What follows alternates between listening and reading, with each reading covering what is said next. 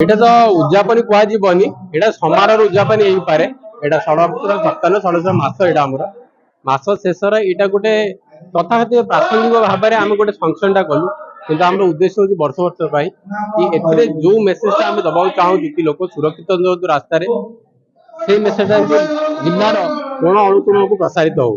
ଆପଣମାନେ ସବୁ ପ୍ରିଣ୍ଟ ଆଉ ଇଲେକ୍ଟ୍ରୋନିକ ଯୋଉମାନେ ବନ୍ଧୁମାନେ ଅଛନ୍ତି ସେମାନଙ୍କୁ ଅନୁରୋଧ ସଡ଼କ ସୁରକ୍ଷା ବାର୍ତ୍ତାକୁ ଜିଲ୍ଲାର ସବୁ ସୀମାକୁ ପହଞ୍ଚାନ୍ତୁ, ଯାଦ୍ୱାରା କି ଲୋକମାନେ ସୁରକ୍ଷିତ ରୁହନ୍ତୁ, ନିଜ ସହିତ ନିଜ ପରିବାର ସୁରକ୍ଷାକୁ ପ୍ରାଧାନ୍ୟ ଦିଅନ୍ତୁ। ମୁଁ ଏତିକି କହିବା ଅଛି। ତ ସମସ୍ତଙ୍କୁ ନମସ୍କାର।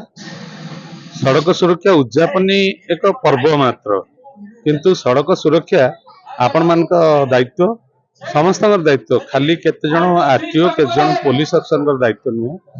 ପ୍ରତ୍ୟେକ ଗାଡ଼ି ଚଲାଉଥିବା ଲୋକ ଜଣେ ଡ୍ରାଇଭର ଏବଂ ସେମାନେ କିଭଳି ଭଲ ଭାବେ ଚଲେଇବେ, ଟ୍ରାଫିକ ନିୟମ ମାନି ଚଲେଇବେ। ତେଣୁ ସେମାନଙ୍କୁ ଅନୁରୋଧ ରହିବ ମୋର ଯାଜପୁରବାସୀଙ୍କୁ, ସେମାନେ ଟ୍ରାଫିକ ନିୟମ ମାନନ୍ତୁ ଓ ଗାଡ଼ି ଧୀରେ ଚଳାନ୍ତୁ।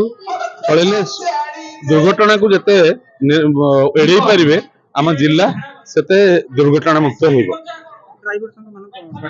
ଡ୍ରାଇଭର ସାଙ୍ଗଙ୍କୁ ମୁଁ ଡକେଇଥିଲି ଏଇଥିପାଇଁ, କାରଣ ଡ୍ରାଇଭର ହିଁ ଆକ୍ଚୁଆଲି ଖାଲି ଡ୍ରାଇଭର କହିଲେ ହବନି, ଆମେ ବି ଗୋଟେ ଗୋଟେ ଡ୍ରାଇଭର।